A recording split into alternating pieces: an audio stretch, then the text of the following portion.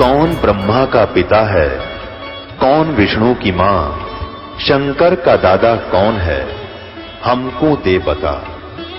ये जानने के लिए कृपया सुनिए। जगत गुरु तत्वदर्शी संत रामपाल जी महाराज के अमृत वचन सर्व पवित्र धर्मों के पवित्र शास्त्रों के आधार पर। शंकर जी ने कहा कि मेरे मंत्र को प्राप्त करके, मेरे ज्ञान को प्राप्त करके ये अमर हो गया और इसको तेरी पत्नी के गर्भ से निकालो, मैं इसको मारूंगा, खत्म करूंगा, ये कहीं कुपात्र को ये ज्ञान ना दे दे। तो व्यास जी कहने लगे, भोलेनाथ एक तरफ तो कहते हो आपकी इस चर्चा से, आपके ज्ञान से ये अमर हो गया, और दूसरी तरफ कहो इसको मारूंगा। अमर को आप मारोगे कैसे? शिव जी तब तो चुप होकर चले गए। फिर ये 12 वर्ष तक माँ के गर्भ में रहा। उन्हें सोचा क्योंकि ये बहुत बड़ी अध्यात्म ज्ञान बहुत विस्तार है, विस्तृत है, इसमें क्या होता है। कई आप सुनते होंगे, स्वप्न आते हैं एक आध को कि मेरा बेटा मर गया था, मरा हुआ है और मुझे दिखाई दिया। वो कहने लगा कि मैं यहाँ रहता हूँ इस घर में, वो घर भी और है कुछ दिखा है और यहाँ छुप के रहता हूँ। एक बच्चा जो था उसको पुनर्जन्म की याद थी, उसको पुनर्जन्म की याद थी अपने की, और वो 5-6 वर्ष का होते ही अपने पुनर्जन्म की सारी बातें, घर भी, गांव भी, नाम भी, माता पिता के, पत्नी के भी नाम बता दिए।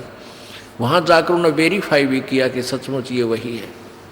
तो क्या बताता है कि उसकी मृत्यु हो गई थी किसी एक्सीडेंट में, और फिर क्या बताता है कि ये जो मेरे माता पिता वर्तमान वाले हैं ये कहीं से आ रहे थे, मैं इनके साथ साथ आ गया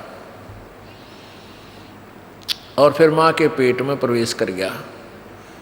अब ऐसा कैसे है? ये है तो ये ईश्वर विधान, परमात्मा का विधान है कि जिससे संस्कार है वो उसके आसपास ही रहता है, उस गर्भ में भी विश्राम कर सकता है, लेकिन शरीर जब मिलेगा उसको अंदर पेट में भी, जब उसका योग बाल्य की तरफ से ही होगा, तो तब तक वो वहाँ एज ए प्रेत रह ले, उसको कुछ भी कहो, ऐसे रहते हैं। तो उसको व्यास जी को इस बात का यकीन नहीं हुआ, क्योंकि पेट में ना कोई भारीपन, ना कोई ऐसी बात। तो उनको ये मालूम है कि वैसे भी शरण ले लेते हैं ऋषि लोग, ये पितर बने हुए।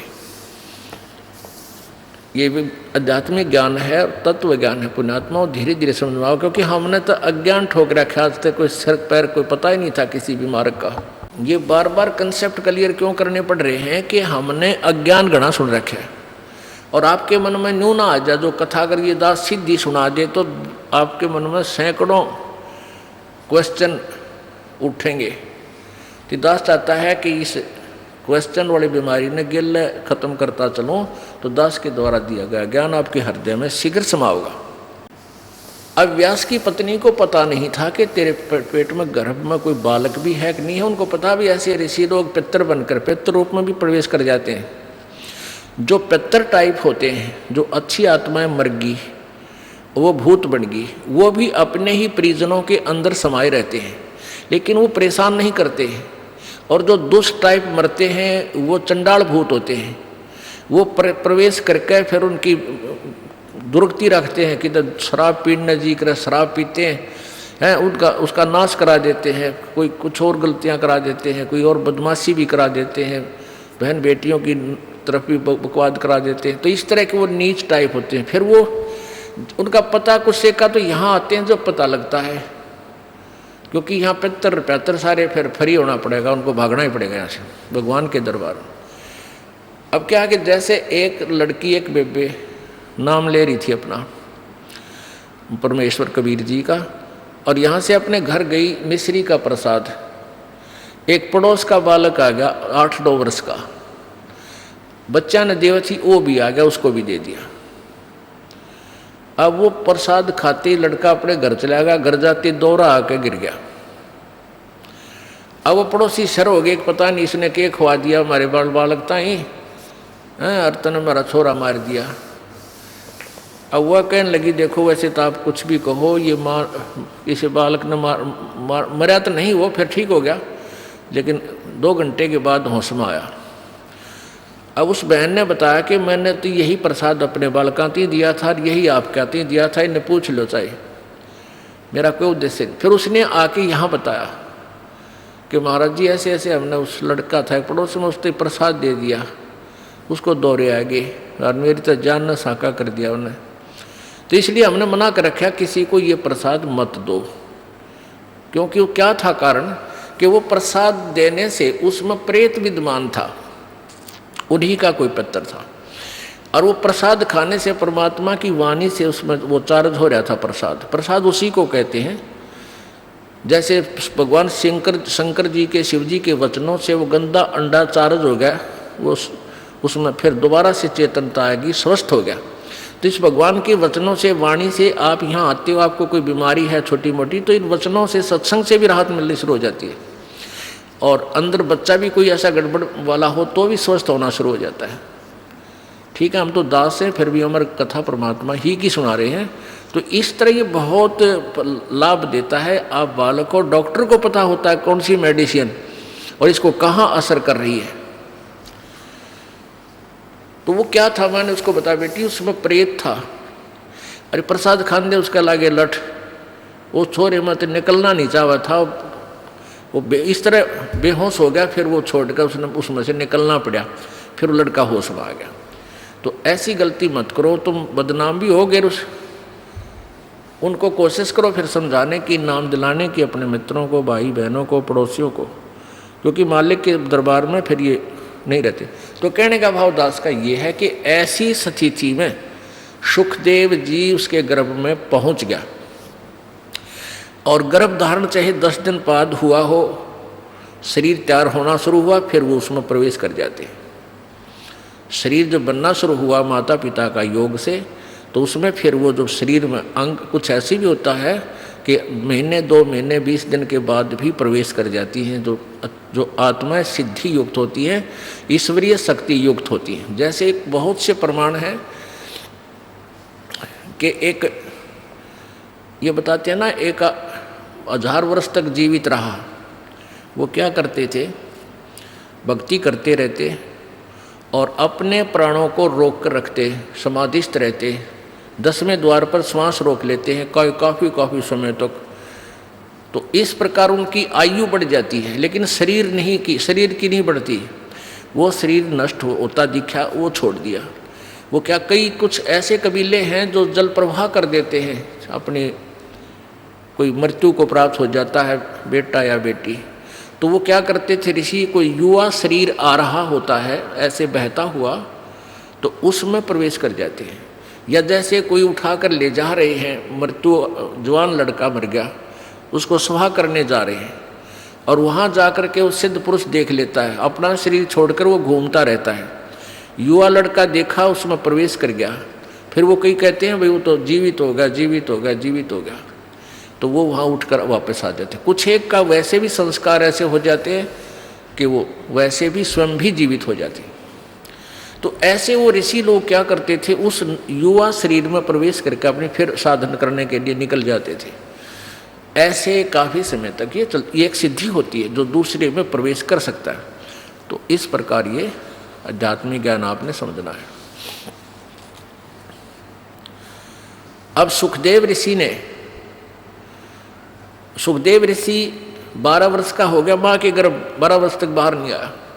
अब ब्रह्मा विष्णु महेश दोनों आए, और तीनों आए, ब्रह्मा विष्णु महेश तीनों ने आकर कहा कि व्यास की पत्नी, आपके गर्भ में एक बालक है, उसको हम 2 बात करना चाहते हैं। वो 12 वर्ष से आपके गर्भ में बाहर नहीं आ रहा। तब उसकी व्यास की पत्नी ने कहा कि मुझे तो ऐसा आभास ही नहीं हो रहा कि मेरे पेट में बालक है।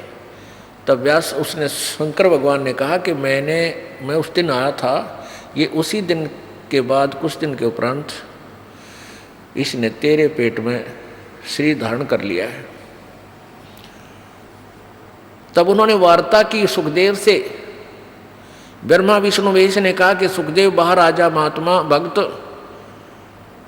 अब 12 वर्ष तक माँ बच्चों को गर्भ में रखेंगी, ये हमारी परंपरा बिगड़ रही है भाई। 9 महीने मुश्किल हो जाते एक माँ ने बच्चे को पेट में रखना, और ये कि तने तो रिवाज बदल दी हमारी। 12 वर्ष तक अगर पेट में सारे रहने लग गए तो समस्या पैदा हो जाएगी, तू बाहर आ जा।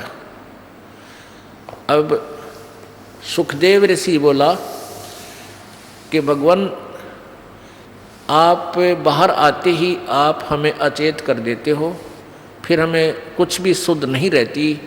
अब मुझे पता है कि मनुष्य जीवन कितना कीमती होता है, ये केवल परमात्मा पाने के लिए, आत्म कल्याण कराने के लिए मिलता है, और बाहर आने के बाद किसी को कुछ भी सुध-बुद्ध आपके इन गुणों के द्वारा अचेत कर देने से किसी को भी नहीं रहती। आप अपने इन गुणों को रोक लो, अपनी इस त्रिगुणमयी माया को स्टॉप करो, कुछ देर के लिए बंद करो, तब मैं बाहर आऊं। अब ब्रह्मा विष्णु महेश बोले भाई इतनी तो हमारी भी पावर को नहीं, हमें इसने रोक सके। हम 1 सेकंड का भी 10वां हिस्सा इतनी देर रोक सकते हैं, इससे ज्यादा हमारी पावर नहीं हम इसको रोक सके। तो सुखदेव जी बोले इतना ही रोक लो तुम। कहते हैं तीनों देवा थम भी माया, और सुखदेव उधर से बाहर आया। तीनों देवताओं ने या त्रिगुणमयी अपनी माया एक कहते हैं कि तीनों देवा थम भी माया और उधर गर्भ से बाहर आया। सुखदेव सुख में उपजे राई सिंह समोए, 9 नाथ और शब्द 84 ही संग उपजे थे दोए। 9 नाथ और 84 शब्द। अब क्या बताते हैं कि सुखदेव सुख से उपजे राई सींग समोए। अब जैसे भैंस के सींग पर या गाय का सींग जैसे ऐसे खड़ा है, सींग के ऊपर और राई रख दे, सरसों जैसा दाना होता राई का। ये पहले ऐसे ही एग्जाम्पल होया करते, इस तरह की ही जो है ना कथाएं होती थी, इस तरह की कहानियां होती थी। तो क्या कहा था भगवान, इन तीनों भगवानों ने कहा था कि इतनी देर हम माया रोक सकते हैं, अपनी त्रिगुणमयी माया। जब जैसे भैंस के या गाय के सींग पर राई धर दे और जितनी देर वह राई रुके, यानी बस ये समझ लो इतनी देर। सुखदेव सुख में उपजे राई सिंह समोए, 9 नाथ और सिद्ध 84 संग उपजे थे दोए। अब जब इन तीनों देवताओं ने इतनी देर माया रोकी थी, अपनी त्रिगुणमयी माया, अपने इन गुणों को स्टॉप किया था, इससे ज़्यादा रोक नहीं सकते, इनको बहुत प्रेशर है। तो उस समय कहते हैं इन 94 बच्चों का जन्म हुआ था। उस समय 94 बच्चे जन्मे थे। उस मुहूर्त के, उस फ्रिक्शन के, उस सेकंड में उनको भी चेतना रह गई थी मालिक के पाने की। तो उनमें से 9 तो नाथ बन गए, 84 शब्द कहलाए, और जो 94 माँ था यो सुखदेव।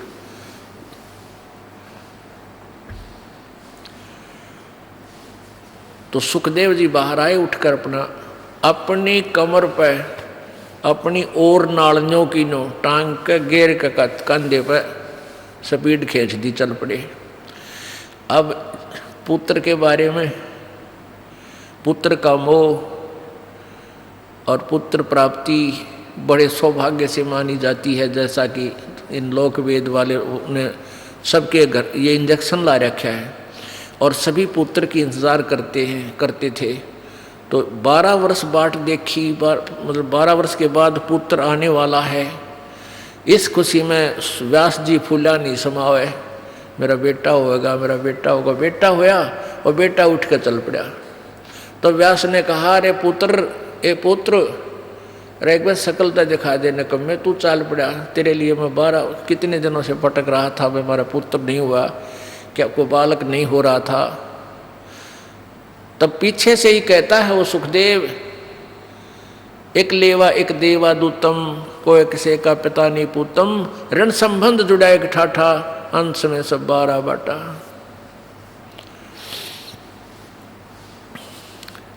व्यास जी सुखदेव जी कहने लगे, ऋषि जी कोई किसी का बेटा ना और कोई किसी का बाप ना जाने कितनी बार तू मेरा बेटा बन लिया, ना जाने कितनी बार मैं तेरा बाप बन लिया, और ना जाने मैं कितनी बार तेरा बेटा बन लिया, तू मेरा बाप बन लिया। ये तो इनका पीछा छुटवाना पड़ेगा, और मैं ना देखूं तेरे का ना, मुझे भी तेरे में मोह हो गया तो फिर क्या करूँगा। इसलिए ऐसे ही निकल गया, आकाश में उड़ गया थोड़ी दूर जाके। क्यों? व्यास पीछे पीछे चल रहा था, बेटा आ जा बेटा, एक बार। अब उसने आकाश में उड़ गया।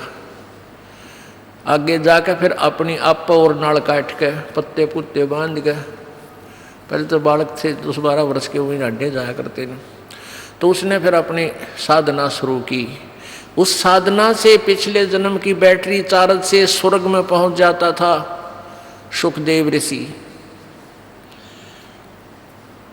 यह स्वर्ग किसे कहते हैं? स्वर्ग एक रेस्टोरेंट होता है, और वहाँ पर साहूकार सेठ व्यक्ति पैसे वाले धनी ही जा सकते हैं, ना रेस्टोरेंट में गरीब व्यक्ति क्या नहीं जा सकता। जिस पर पूंजी को ना, जिसके पास पैसे हैं वो धनी है, वो किसी भी जाति वर्ग का है, यानी यहाँ किसी वर्ग से नहीं, धनी से मतलब है।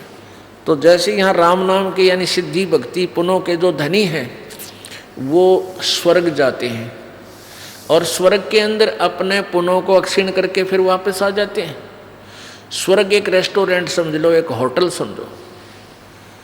जैसे गर्मियों के दिनों में यहाँ हरियाणा, राजस्थान, उत्तर प्रदेश, पंजाब, मध्य प्रदेश आदि क्षेत्रों में भयंकर गर्मी पड़ती है मई और जून में, और जिसके पास कुछ पैसे हैं, एक्स्ट्रा सेठ है, धनी है, वो 2 महीने कुल्लू और मनाली हिली स्टेशन यानी पहाड़ी क्षेत्र में चले जाते हैं। वहाँ रेस्टोरेंट यानी होटल में कमरा किराए पर लेते हैं और वहीं खाना खाते हैं, और 2 महीने 10-20 हज़ार रुपये जो वो लेके जाते हैं, उन 10-20 हज़ार रुपये को वहाँ खर्च करके और फिर वापस अपने कर्म क्षेत्र में आ जाते हैं, जहाँ उनकी दुकान, बिजनेस, व्यापार है। और वहाँ 20 हज़ार रुपये अपने खा खर्चाए बर्बाद कराए। अब फिर नए सिरे से फिर माया जोड़ो, 20-30 हज़ार रुपये बच जाए तो फिर कुल्लू मनाली अगले वर्ष फिर गर्मियों में चले जाओ, और फिर जेब कटवा के फिर वापस आ जाओ। तो कहने का भाव ये है कि स्वर्ग जो है ये एक रेस्टोरेंट है, और वहाँ यहाँ के पुण्यकर्मी प्राणी ही यहाँ इकट्ठी की हुई माया, धन, पुण्य, उनके आधार से स्वर्ग जाते हैं।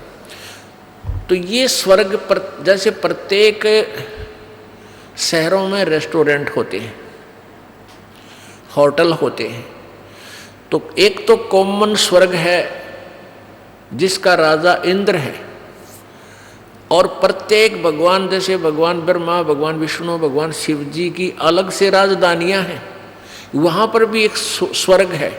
वो इस कॉमन स्वर्ग से भी अच्छा रेस्टोरेंट वहाँ अलग से है।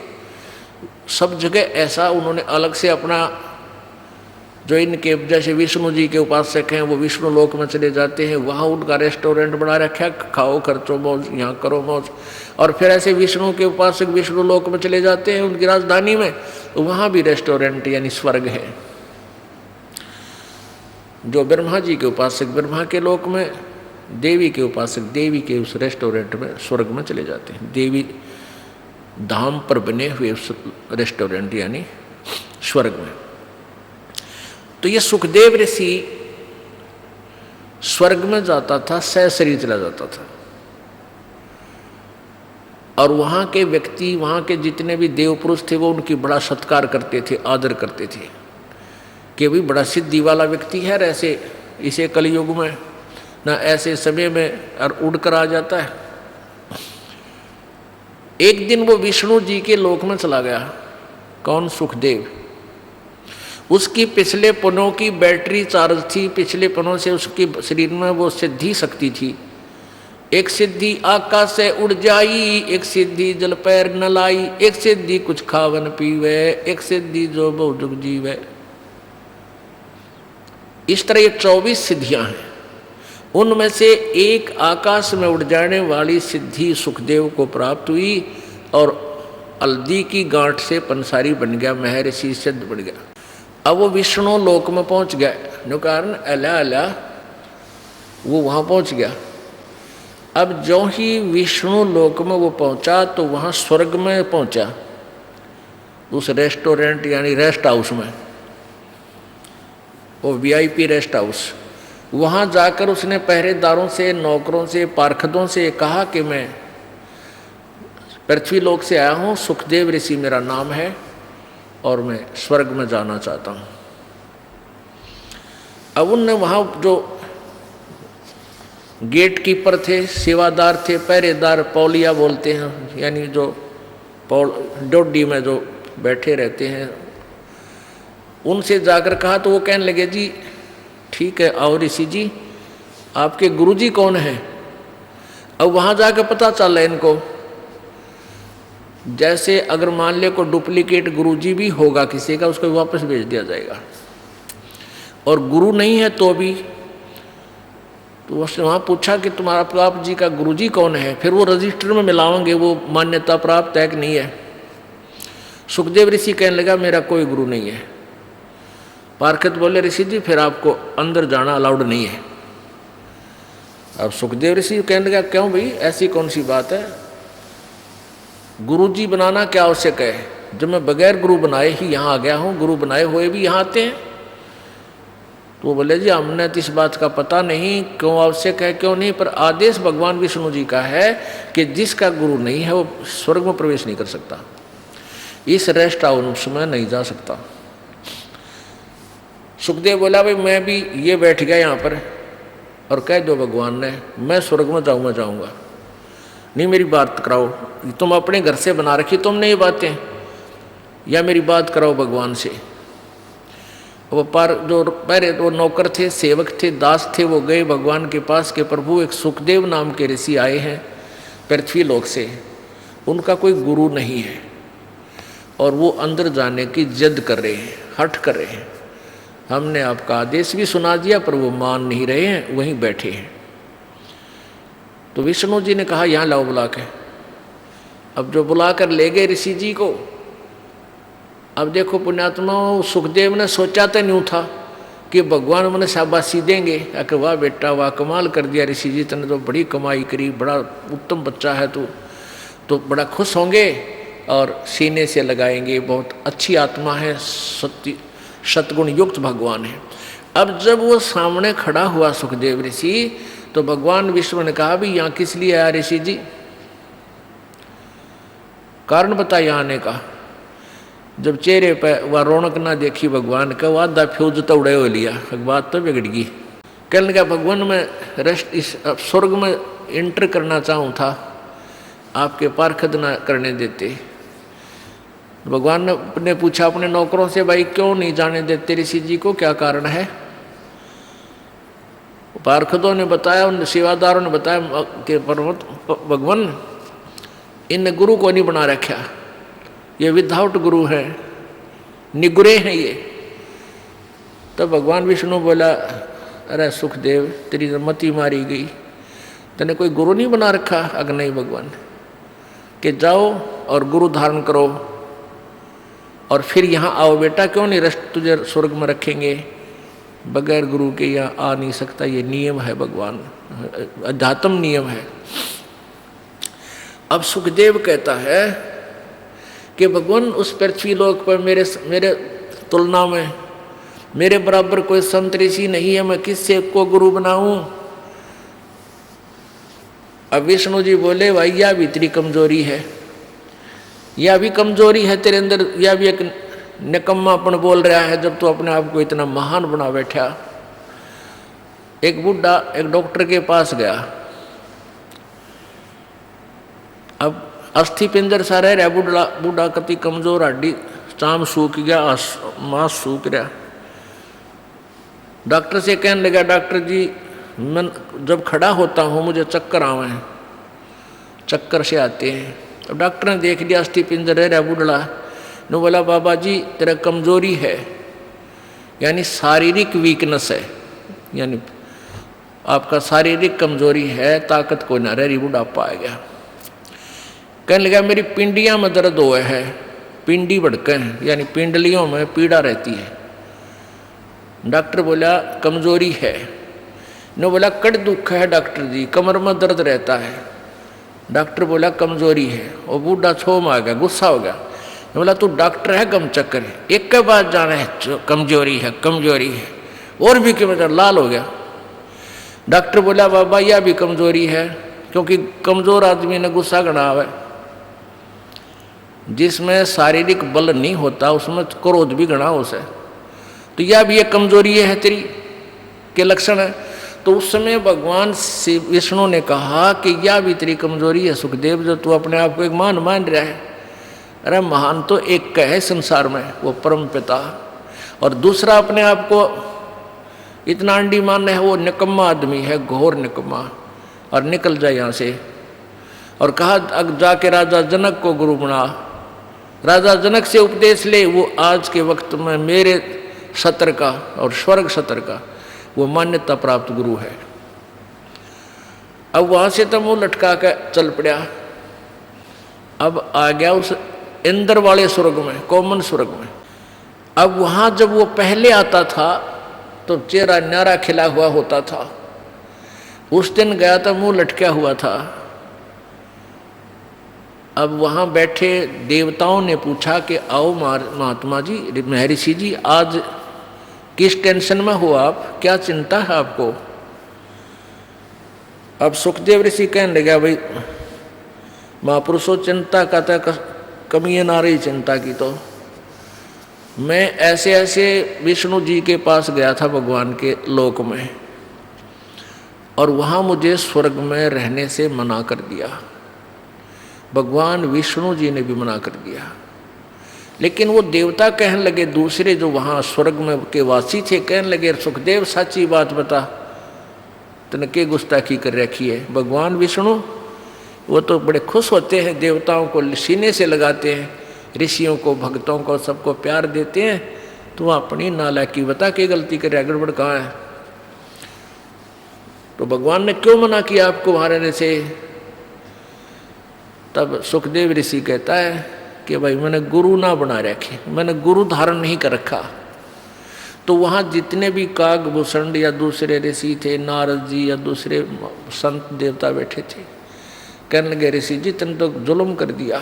ओहो, अरे हम तो आपको बुद्धिमान व्यक्ति मानने थे, शायद आपने गुरु धारण कर रखा होगा इसलिए यहाँ आते थे।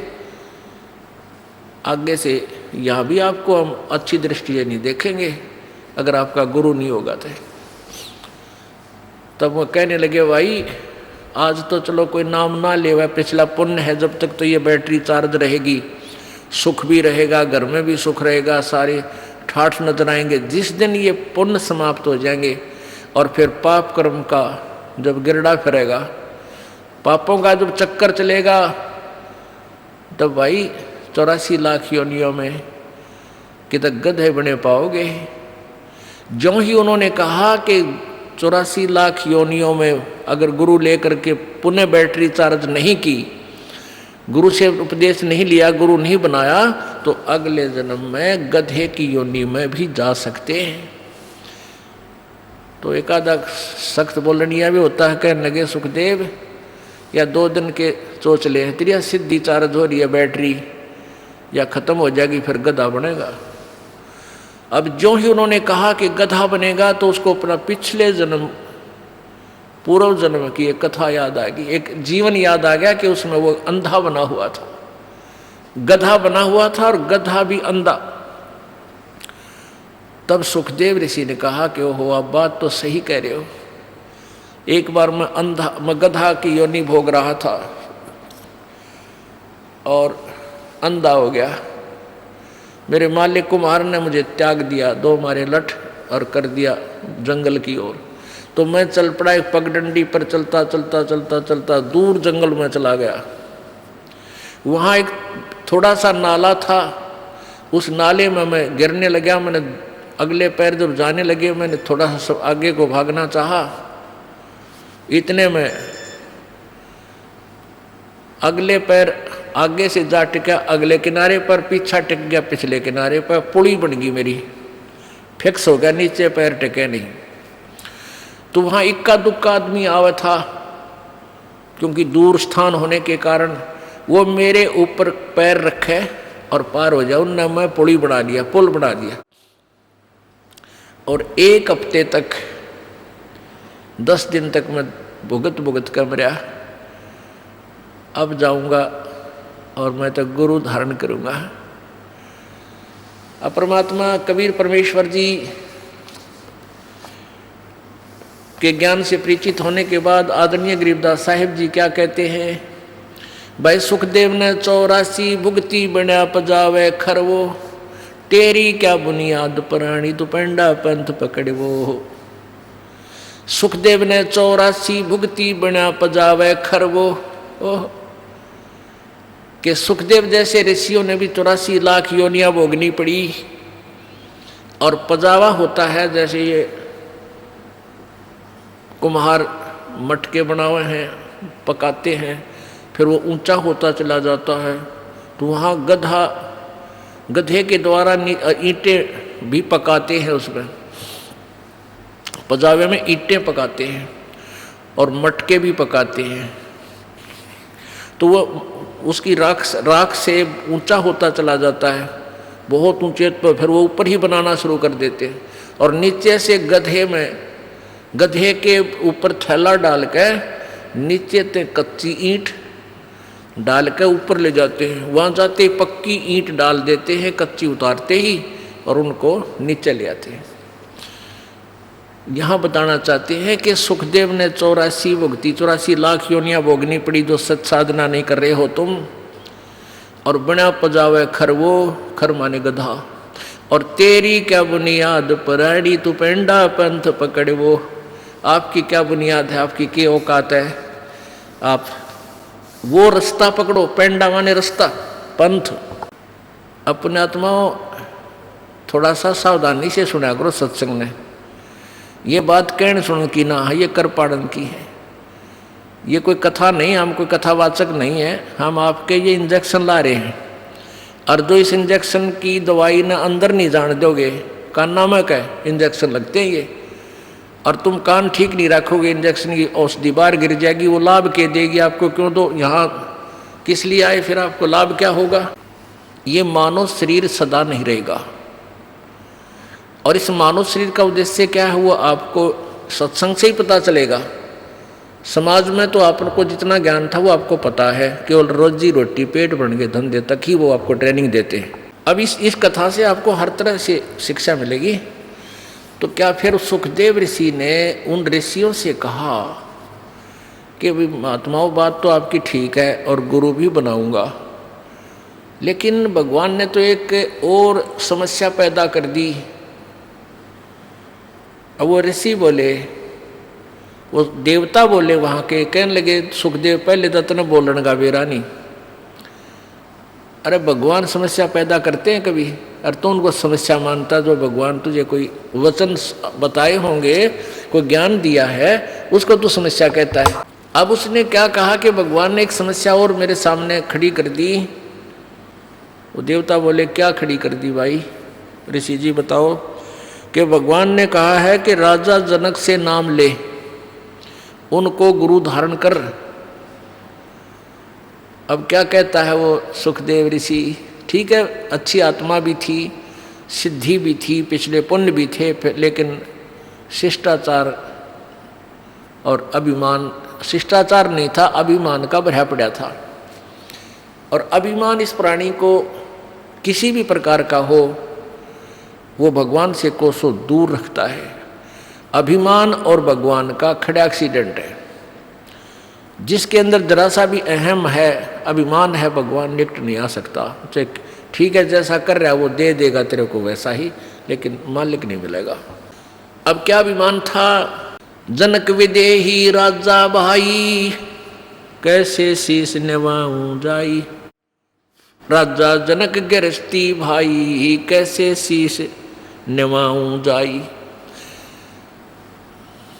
सुखदेव बोले वचन विवेका, हम स्त्री का मुख नहीं देखा। राजा जनक गृहस्थी भाई ही, कैसे शीश निवाऊं जाई। अब यहाँ बात बिगड़ी हुई, सारे इस यहीं तक सीमित है सबकी बुद्धि। अब जिसने घर त्याग दिया वो कर्म सन्यासी हो गया, बालक त्याग दिए, राज त्याग दिया, जंगल में जा बैठा, वो कर्म सन्यासी है। और जो बाल बच्चों के साथ या घर पे रहता है वो कर्म योगी है। तो जिसने कर्म सन्यास कर दिया यानी जंगल में चला गया और ब्रह्मचारी रह गया, बाल ब्रह्मचारी बचपन से, तो वो तो फिर जमाए कति अकड़ पाड़ी जाए, तेरा जैसा कोई सहे कोई ना। वो इससे बात मैं टीटी पागले है कि मैं ब्रह्मचारी हूँ, मैंने स्त्री ग्रहण नहीं की है। तो ये सुखदेव में ये अवगुण और था कि मैं बाल ब्रह्मचारी हूँ, मैंने स्त्री का मुँह भी ना देखा। राजा जनक का कई रानी है और उसको गुरु कैसे बनाऊँ, वो तो गृहस्थी आदमी है। इसके लिए परमात्मा का विधान बताता है, केले की कोपीन है जो फूल पान फल खाही, नर का मुख नहीं देखते जो बस्ती निकट ना जाई। वो जंगल के रोज हैं जो मनुष्यों बिद के जाई, निस्तिन फिरे उजाड़ में नो परमात्मा पावे नाही। अब क्या कहते हैं भाई, एक व्यक्ति कह रहा था ना, बोला वहाँ ऋषिकेश तो ऊपर एक जंगलों है में एक ऐसा महात्मा रहता है, शरीर पर नी वस्त्र रहता, कोई कपड़े नहीं रखता, ना खाना खाता, फूल पत्ते खाकर अपना साधना करता है और लंगोट की जगह कर केले के पत्ते बांध रहा है। और भाई एक दिन बस नो थोड़ी सी कसर रहेगी, उनके उसके दर्शन ना हुए। जो ही मैंने उनकी तरफ दृष्टि की, उनका मुंह बैक हो गया और वो भाग के गुफा में जा बड़े की तो गहरे, और जब दर्शन हो जाती है तो बेड़ा पार हो जाता है। अब इसके विषय में कहते हैं, परमात्मा का विधान बता रहा है कि कीड़े की कोपीन है, लंगोट पर्दे पे, यानी इतने त्यागी वैरागी समझते हो, लगते हैं तुम्हें। केले की कोपीन है, पान यानी पत्ते, फूल और फल खाही, और आदमी का मुख नहीं देखते। कहते वो महात्मा आदमी के निकट ना आता, अंदर घुस जा, भाई महापुरुष पड़ा है। कहते नरक का मुख नहीं देखते जो, और बस्ती निकट ना जाही, गांव के आसपास नहीं जाते हैं मांगने। वो जंगल के रोज हैं, ये नील गायें होती है ना, जो आदमियों ने देख कर, पहले ये नील गायें आदमी को देखो भाग लिया और फड़क गए। ये थोड़ा फर्क पड़ता जा रहा, जंगल रहे कोई ना, जहाँ की तो बाज बूझ के थकले हैं बेचारी, फिर ये इतना पहले वाला स्थिति नहीं रही।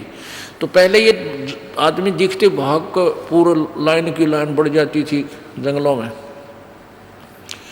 तो परमात्मा उन साधकों को, परमात्मा का विधान, उनकी अमरवाणी बताती है कि वो तो जंगल के रोज हैं, जो आदमियाँ तो बेदक के बाजें डर के, और ऐसे निस्तन फिरो उजाड़ में, वो जंगल में चाहे दिन रात धक्के खान दे रही हो, नो परमात्मा पावे नाही, उसके पाने की विधि न्यारी है। फिर क्या बताते हैं, डेरे डांडे खुश रहो ये खुसरे लेना मोक्ष, ध्रुव प्रहलाद पार हो गए फिर डेरे में क्या दोष। डेरा माने गृहस्थी। अब क्या बताया परमात्मा की अमरवाणी क्या बता रही है, सच्चिदानंद की घन की वाणी में विस्तार से कहे गए सारे ज्ञान, तत्व ज्ञान, जो गीता जी अध्याय नंबर 4 के श्लोक 32 में कहा, जिसके विषय में कि डेरे डंडे खुश रहो, अपने घर में गृहस्थी में आनंद से रहो, खुश रहो।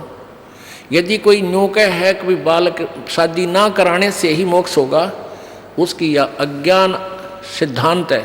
भाई ध्रुव प्रहलाद को तुम पार मानते हो तुम्हारे विधान से कि ध्रुव प्रहलाद पार हो गए, और ध्रुव प्रहलाद दोनों ही घर में थे, गृहस्थी थे, इनने ब्याह करवाया, इनके बालक हुए और ये पार हुए। फिर ब्याह करवाने में यानी गृहस्थी में दोष क्या है? तरी कुछ विधि से काम लो। और यदि तुम समझते हो कि भाई शादी ना कराने मात्र से, यानी स्त्री संग ना करने मात्र से ही मोक्ष है, तो तुम्हारा नंबर तो बहुत देर तक आता। ये यानी ये खुसरे नपुंसक ये तो पहले पार हो जाते तुम्हारे से। केवल एक इसी सत्र को, इसी लेवल से तुम अपने आप को सुपीरियर मानते हो, तो तुमसे सुपीरियर तो ये हिजड़े हैं।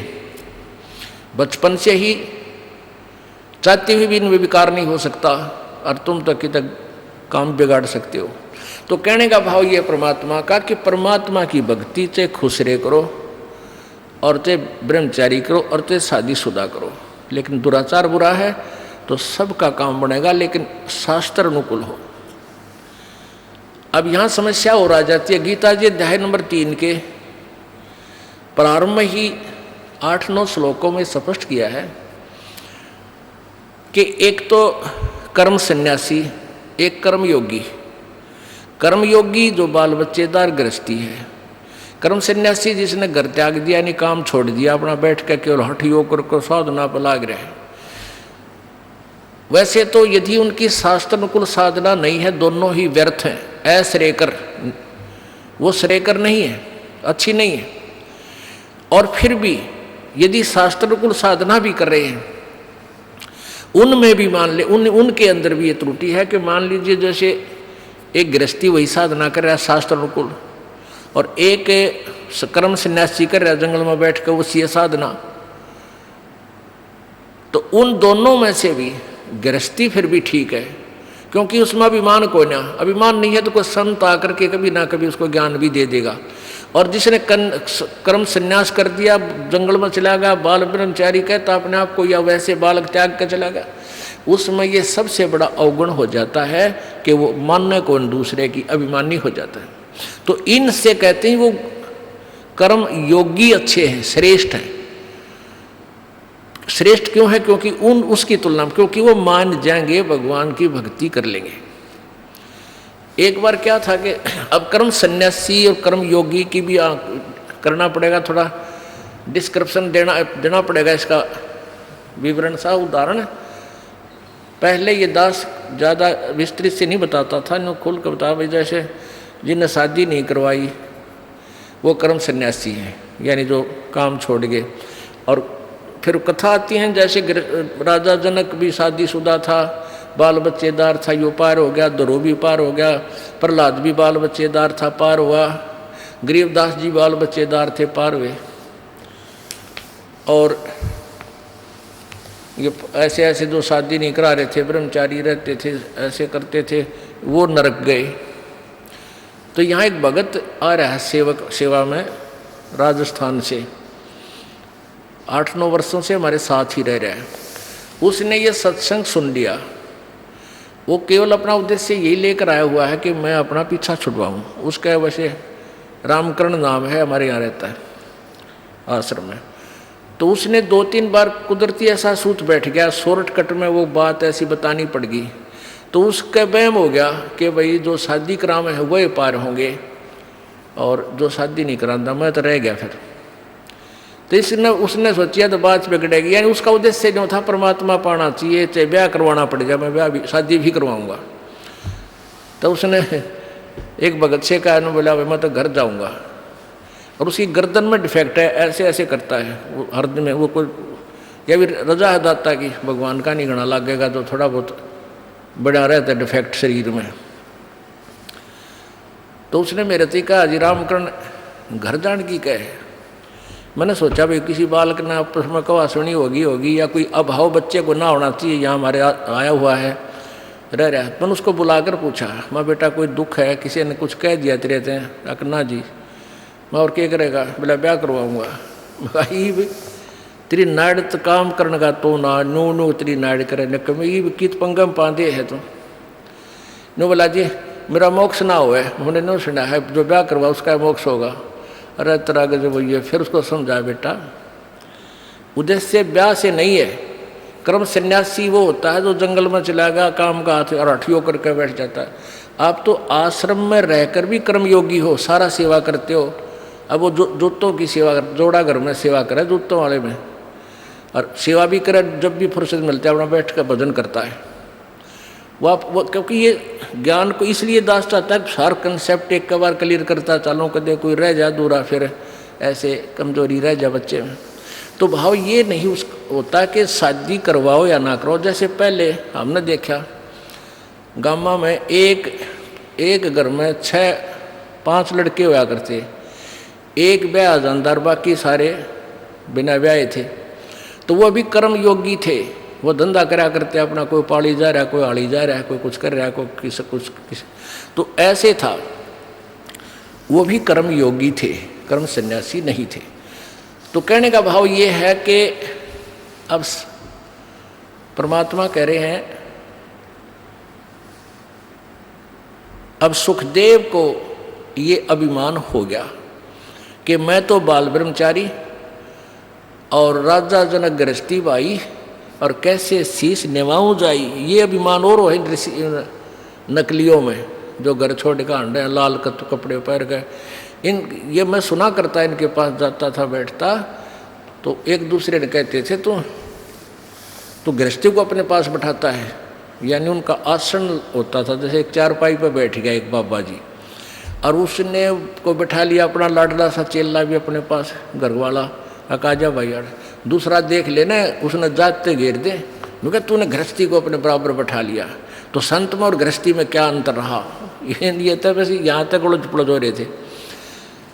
तो वो है बीमारी राजा इसमें सुखदेव ऋषि में थी कि मैं तो एक बाल ब्रह्मचारी मस गृहस्थी में, और वो राजा जनक एक राजा और ऊपर से फिर गृहस्थी। एक नारी त्याग दीनी 5 नारी गैल वे। ये नारी घर ने त्याग के कौन जाता है, जो ये महसूस करता है कि मेरी भक्ति में मेरी पत्नी बाधक है, और वो घर त्याग कर जंगल में चला गया। तो परमात्मा का विधान बता रहा है, एक नारी त्याग दीनी 5 नारी गैल वे, पाया ना द्वारा मुक्ति का सुखदेव करी बहु सैलवे। एक नारी त्याग दीनी, भक्ति में बाधक जो पत्नी थी वह तने एक त्याग दी, और ये 5 और रही, काम क्रोध मोह लोभ अहंकार। ये 5 नारी यानी भक्ति बाधक तेरे संग वे गैल वे, और पाया ना द्वारा मुक्ति का सुखदेव करी बहु सैल वे। सैल सपट्टे बहुत करे, सैल माने सैर, कदे स्वर्ग मर, कदे दूसरे स्वर्ग मर, कदे कितने सैर सपट्टिया मर, कहते न्यू मालिक ना मिलता।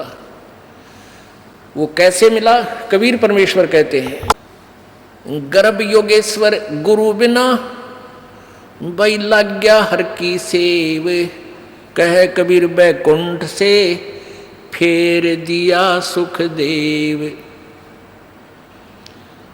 गर्भ योगेश्वर यानी माँ के गर्भ में ही इतना ज्ञानी पा के गया था, वो गर्भ योगेश्वर सुखदेव कहते हैं स्वर्ग में चला गया बिना गुरु के, वहां से उसको वापस फेर दिया, वापस पटक दिया। गर्भ योगेश्वर गुरु बिना वो लग गया हर की सेव, कह कबीर बैकुंठ से वो फेर दिया सुखदेव। राजा जनक गुरु किया फिर किन्नी हर की सेव, कह कबीर बैकुंठ में वो उलट मिले सुखदेव। वो फिर स्वर्ग में गए राजा जनक को गुरु बना के। अब राजा जनक कैसे गुरु बनाया, अब सुखदेव वहां से चलकर आ गए स्वर्ग से, उन ऋषियों से वार्ता करके, देवताओं से। उसका फिर भी ना जच्ची बात, तक अपने पिताजी के पास चलता हूँ। व्यास जी बड़े पहुँचे हुए हैं, 4 वेदों का राइटर हैं, और ऐसे ऐसे बड़े महान आत्मा हैं हमारे पिताजी।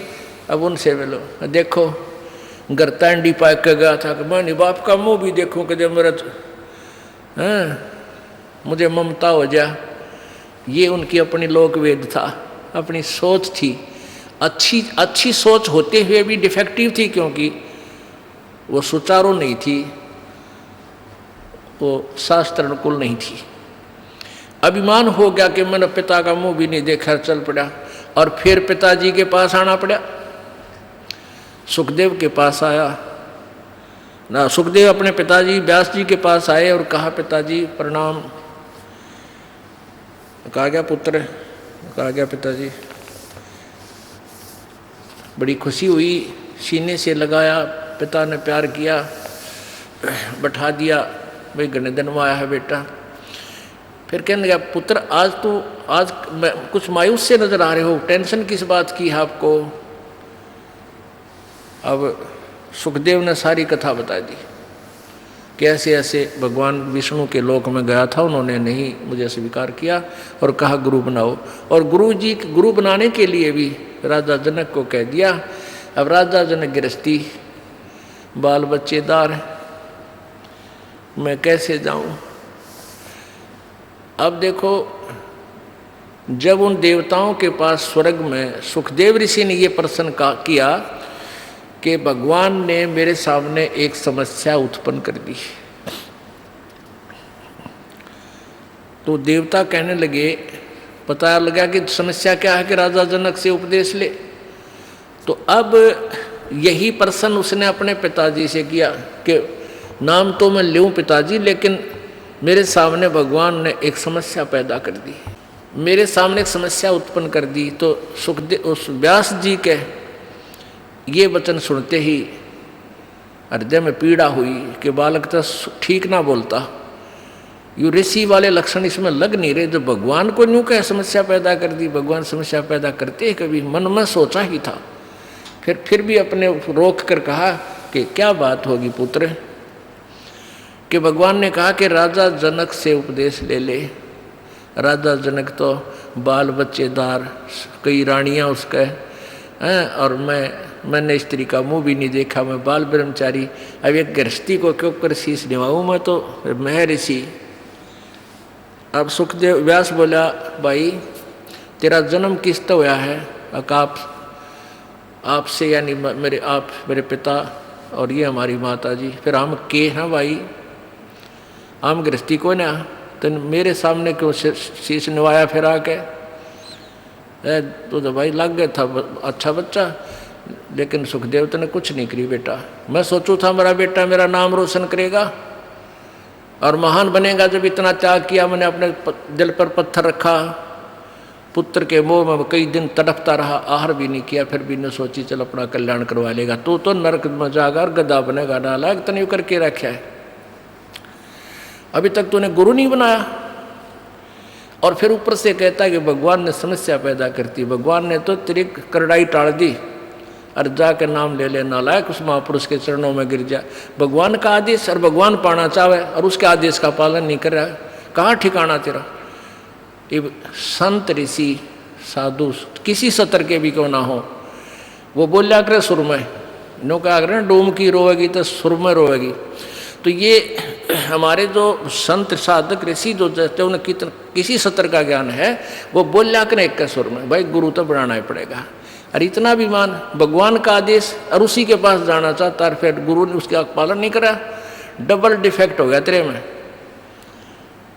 अब और विकल्प ना देख के अब पहुंचा सुखदेव ऋषि राजा जनक के पास के बाद तो बिगड़ गई, क्योंकि उसका उद्देश्य तो राम परमात्मा पाना, कल्याण कराना ही था। इसलिए उसने फिर अपना वो मान भी त्यागना पड़ा। अब जिसने भगवान से है तो धीरे धीरे सेट तो हो जाएगा, और जो कति नास्तिक है, डबल नास्तिक साकेट, उसने फिर वो समझावा कैसे। अब राजा जनक के पास पहुंचा, साधु वेशभूषा, लाल कपड़े, फिर तो सेट हो लिया था ना, ऋषि बन गया था, बड़ी बड़ी दाढ़ी और जटा। अब राजा जनक गृहस्थी था, राजा था। राजा में जैसे गीता में लिखा है ना 3 अध्याय में कि गृहस्थ कर्म योगी में अभिमान नहीं होता, इसलिए वो कर्म सन्यासी से ठीक श्रेष्ठ यानी कुछ अच्छा है। तो यही होता है गृहस्थी में, चाहे वो राजा भी हो और चाहे आम व्यक्ति है, भक्त है, परमात्मा से परिचित है विधान से, तो उसमें नम्रता होती है। आय का आदर करे और चलता निभावे शीश, और तुलसी ऐसे मीत से कोई मिलना विश्व बीस। आय का आदर नहीं, नाने नन मैंने तुलसी वहाँ ना जाइयो चे कंचन वर्षा में। ये जो तुलसी जी की जो वाणी है ये व्यवहार में ज़्यादा है। अब कई यहाँ इस बात को ये यहाँ लागू नहीं होती सत्संग में, यहाँ तो ये लागू होती है कि संत मिलन को जाइए तजमाया अभिमान, और जो कदम आगे रखे ओहे एक समान है। यहाँ तो कोई आदर मान अपमान करो कि ना कोई, मम संत शरण जगत जान छोई। यहाँ आप आते हो परमात्मा पाने के लिए इस दास के पास, आपको यहाँ कोई उलट सुलट बोल भी जाता है कोई, उसकी परवाह नहीं करनी, जिसने भगवान चाहिए। मान अमान करो क्यों ना कोई, चाहे समाज वाले भी आपका मान अपमान करें। और मम संत शरण जगत जान छोई, यानी यहाँ थोड़ी सी अपने अपने विचारों में भी अंतर होता है। ये परम संत पूर्ण परमात्मा के विचार हैं और वो तुलसीदास के एक व्यवहारिक विचार हैं। लेकिन यहाँ थोड़ा सा लागू होता है कि गृहस्थी के पास कोई भी आता है तो सबसे पहले प्रणाम करें। सतसाहेब, जैसे हम सतसाहेब बोलते हैं, मान ले कोई राम राम बोलता है तो उसको राम राम ही में उत्तर दे देवे। नमस्ते करता है तो नमस्ते जी, आओ बैठो, तो उसका आदर सत्कारी स्वाभाविक गुण होना चाहिए गृहस्थी में। तो ऐसे वो जो कि पहले वाले सभी में ये विद्यमान था। तो राजा जनक खड़े हो गए सिंहासन छोड़कर जब एक ऋषि जी उनके द्वार पर आए।